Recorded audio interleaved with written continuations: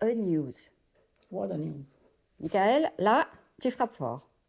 Merci. Alors, explique-nous, c'est quoi ce groupe Mighty pour ceux qui ne les connaîtraient pas? Alors, déjà, on est plutôt Mighty. Ok. C'est pas grave, c'est parce pas que c'est grave. pas un mythe, hein, c'est un it's a Ah, Mighty. ouais. Non, ce groupe Mighty est un groupe composé de 13 à 14 agences, principalement en Suisse, en Allemagne, un peu en Croatie, 800 collaborateurs en tout, et surtout une vision d'entrepreneur. Donc des agences qui restent ce qu'elles sont, avec leur équipe, leur force, leur positionnement et leur marque. Et surtout, profiter d'avoir des gens qui sont des vrais entrepreneurs.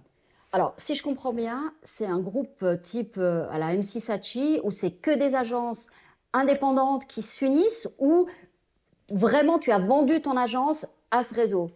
Alors, déjà, c'est pas comme MC Saatchi, parce que partout ça s'appelle MC Saatchi, on est d'accord? Exact. Alors que là, tu as l'agence Donc Trio. tu gardes ta marque Trio. Tu gardes la marque, l'agence Trio, l'agence CRK par exemple, l'agence The House, Mon Ami, Sir Mary, etc. Donc ce sont des marques fortes. Par contre, évidemment, oui, c'est un groupe qui rachète les entreprises et les entreprises, donc l'agence Trio, réinvestit dans le groupe. Donc c'est une manière en fait d'adhérer au groupe de manière forte aussi. Donc pour toi, c'est plus de compétences dans le réseau. Oui. Tu l'appelles quand même un réseau, c'est un network, on Oui. est d'accord, voilà. D'accord. Ouais. Mais je veux dire, tu n'as pas de fees à payer au network, chacun garde son chiffre d'affaires. À fond, on a tous nos propres objectifs, quoi. D'accord. On n'a pas d'objectif, si tu veux, vraiment commun, comme c'est le cas, et puis des échanges, etc., des clients qui rentrent par le réseau. Non, non, on reste des entrepreneurs indépendants avec des objectifs indépendants. Mais toi, tu peux à tout moment faire appel aux expertises. Et à ce moment-là, c'est quoi, une espèce de tarif horaire que vous gérez entre vous? Comment vous faites? C'est les entrepreneurs. On deal des arrangements entre nous pour chaque mandat, pour chaque client, pour chaque spécificité. Alors, pourquoi aujourd'hui tu te lances dans un truc comme ça?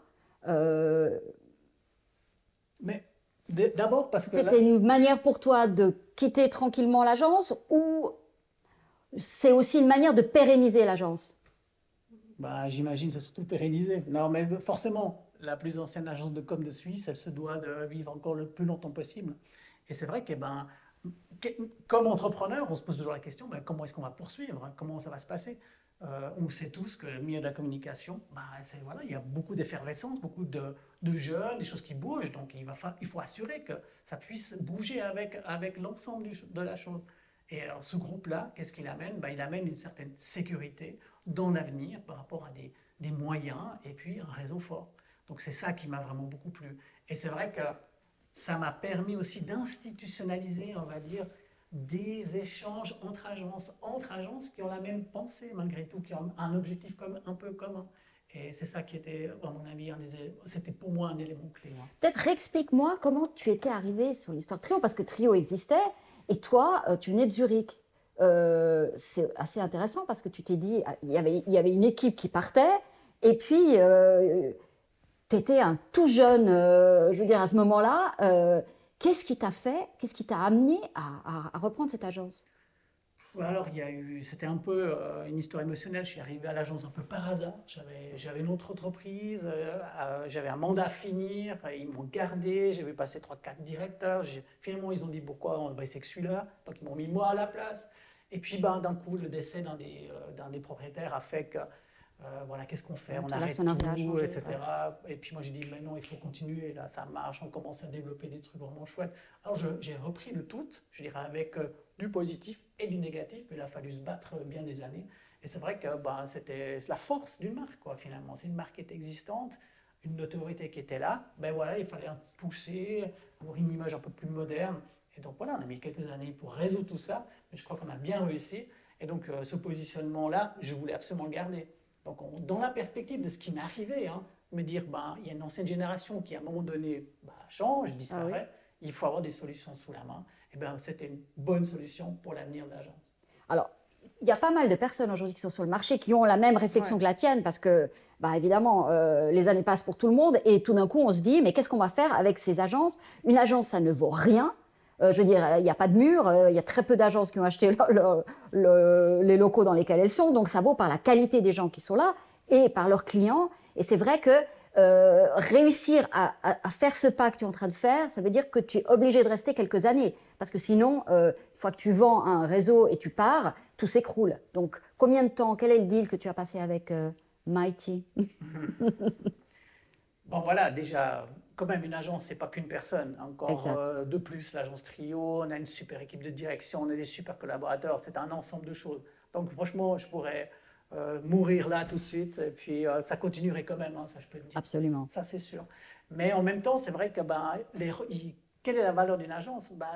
Lors de mes tractations, hein, parce qu'il y a plusieurs réseaux intéressés par l'agence Trio, j'ai pu mesurer quelle est la valeur d'une agence. Ça a quand même une valeur, heureusement. En même temps, on ne donne pas la même valeur à une marque qu'on a envie de garder pour ce qu'elle est qu'une marque qui risque de disparaître au profit d'un nom d'une agence de réseau.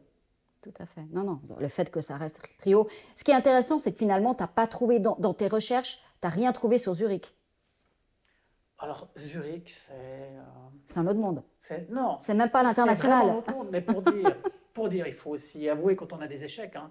J'ai été à Zurich avec l'agence Trio. Je me suis dit, avec ce qu'on a ici à Lausanne, le positionnement qu'on a, si je vais à Zurich, mais je vais performer. Ça a été un flop, c'était un échec total. Au bout d'une année et demie, la queue entre les jambes, je suis revenu à Lausanne et on est reparti depuis ici pour conquérir aussi des mandats nationaux. Parce que sur place, la marque Trio, elle valait rien. Donc, quelque part, ça démontre la force des marques, comme elle rayonne finalement de manière assez limitée quand même. Ouais. Non, Donc, mais ça veut dire qu'on a plus d'intérêt pour un groupe international qui veut toucher la Suisse romande, où on sait qu'il y a des marques locales, certes, mais aussi des grands groupes internationaux. C'était la démarche qu'avait fait Saatchi Saatchi quand sûr. ils étaient venus racheter l'agence Simco à l'époque. Et puis, on voit que finalement, en Suisse alémanique, ils ne considèrent pas tellement ce marché comme intéressant. Ils restent sur une logique très nationale. Ça change. Je peux vous dire que tout le monde découvre, pas seulement découvre, mais considère la Suisse romande pour effectivement son obligation d'être intégré dans les campagnes nationales. Mais petit à petit, ils regardent aussi un petit peu l'arc lémanique et le développement commercial des entreprises. Oui, ils essaient de venir, voilà. D'avoir une tête de pont, entre guillemets, à proximité de ce potentiel. Donc nous, on était à la fois un acteur local fort, une marque forte et certainement une tête de pont un peu sur une internationalisation possible aussi. Tu m'as pas dit combien de temps tu allais rester, en tout cas par contrat. En tout cas, un trio d'années, ça c'est sûr. Ça, c'est une Forcément. bonne chose. Ça veut dire, ça veut dire que tu restes. Mais bien Pas que entendu. les gens pensent que tu vends et tu pars. C'est Mais pas ça. J'ai en rien envie de me débarrasser de cette agence. Bien au contraire, je pense que je donne Non, l'opportunité mais à cette tous les agence. signaux sont importants. Parce Mais que oui, mais ce bien que tu sûr. fais là, je pense que c'est le début d'un mouvement que plusieurs vont faire. Oui, mais c'est un. Parce qu'il faut consolider, parce qu'on ne peut plus rester que local, et on a besoin d'avoir un réseau derrière. Non, c'est clair. Bon, déjà, il y a une obligation de transmettre. Donc, Ça, c'est quand je dis clair, hein. une transmission de connaissances, c'est déjà en cours depuis quelques années chez Trio. Mais en même temps, c'est logique. Hein. Si tu as un groupe qui te contacte, qui dit je t'achète ta boîte et puis demain tu te casses, casse-toi tout de suite parce que j'ai pas envie de te voir. C'est pas comme ça que ça fonctionne. On peut pas faire ça. Donc voilà, pour moi aussi, l'approche qu'a MIT par rapport aux agences, par rapport à l'acquisition d'agences, elle est raisonnable. Elle demande toujours à ce que les gens en place restent quelques années pour que la transmission puisse se faire et puis que la nouvelle génération adhère également au groupe pour avoir cette durabilité aussi. Donc voilà comment ça se passe chez Mighty et c'est ce qui m'a séduit. Alors, juste pour finir, un peu, comment vois-tu le marché aujourd'hui? 2024, c'est une année un peu bizarre.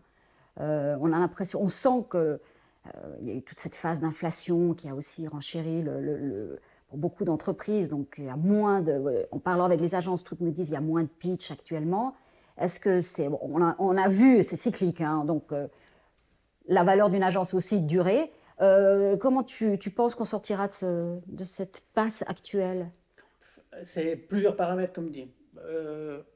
Moins de pitch, Inch'Allah, tant mieux. Parce que le pitch, c'est une vraie. Ouais, c'est des c'est un trucs plaie, à c'est une plaie, bannir. ouais. Si on peut, alors voilà. Donc, moins de pitch, c'est plutôt positif. Mais c'est vrai qu'il y a une consolidation un petit peu depuis l'année passée.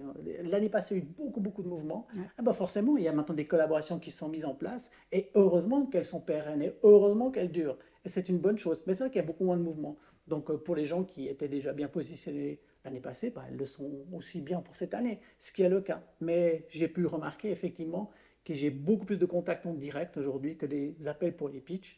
Parce que c'est vrai que même au niveau des grands appels d'offres Ouais. en Suisse, il y en a beaucoup moins cette année. Ça. Ouais, c'est vrai. Euh, L'IA, là on finit sur ça parce que c'est la tarte à la crème, mais c'est une réalité, Bien sûr. malheureusement, ou peut-être heureusement. Mais heureusement. Euh, et je pense que derrière l'IA, il y a quand même ce Web3 qui se profile avec une vision quand même du monde de l'Internet très différente. On passe d'une logique de moteur de recherche à un moteur de réponse, ce qui veut dire qu'il n'y aura plus de visibilité de sites, ce qui veut dire qu'il y aura beaucoup moins de pubs, je veux dire la fin des cookies. On arrive sur quelque chose, la révolution, elle est à venir, hein. On va devoir communiquer d'une autre manière, peut-être ce sera plus en direct, il y aura moins de pubs. Comment est-ce qu'on se prépare à ça? Alors maintenant tu as ce groupe, je pense que tu peux travailler avec, réfléchir avec, mais est-ce que c'est vraiment toi, en ayant vécu ces 20 années où on a vu l'évolution, hein, on a partagé toute cette évolution, là on est de nouveau face à quelque chose, un inconnu, comment est-ce que tu l'appréhendes? Pour moi, c'est une transformation vraiment cyclique. Elle continue. Aujourd'hui, au lieu de faire demain, au lieu de faire du SIA, Search Engine Optimization ou des publicités, ben on fera des response optimization pour essayer de placer nos messages dans les réponses de l'IA, n'est-ce pas? Je ne dis pas que c'est plus aussi simple que cela, mais la publicité, la communication, c'est un caméléon, c'est une métamorphose Ouais. éternelle, et Éternel. on trouvera toujours la possibilité d'être dans les esprits des gens d'une manière ou d'une autre, de manière élégante, moins élégante, imposée, pas imposée. Ça sera de moins en moins imposé, c'est sûr. Je pense que, mais mon Dieu, il y a encore un potentiel énorme au niveau de la communication, IA y compris. Ouais, C'est exact. le challenge. Mais comment on se place auprès d'IA pour être dans les réponses? Ah, Elle est alors là la c'est question ouais, de exactement. demain, n'est-ce pas? Oui, eh oui. Donc voilà. Donc voilà. Donc le devoir bien accompli, tu es tranquille. Tu as fait ce qu'il fallait faire. Mais on n'est jamais tranquille dans ce milieu-là. C'est ça qui est génial, c'est que ça bouge tout le temps. Autrement, je crois que tous les gens qui nous regardent ne feraient pas ce métier parce que, mon Dieu, qu'est-ce que s'emmerderait toute la journée. Non, ça bouge tout le temps, c'est passionnant. Et c'est vrai que ça s'accélère de plus en plus. Et moi, je trouve génial, cette agence, elle est prête à recevoir les générations futures, un essor, voilà, des possibilités. C'est ça, finalement, le plus important. Offrir des possibilités aux générations qui suivent. Ça, c'est un peu ma mission. Je crois que ça, c'est accompli. Mais le reste, ça reste à faire. Bravo. Bravo, Michael. Merci.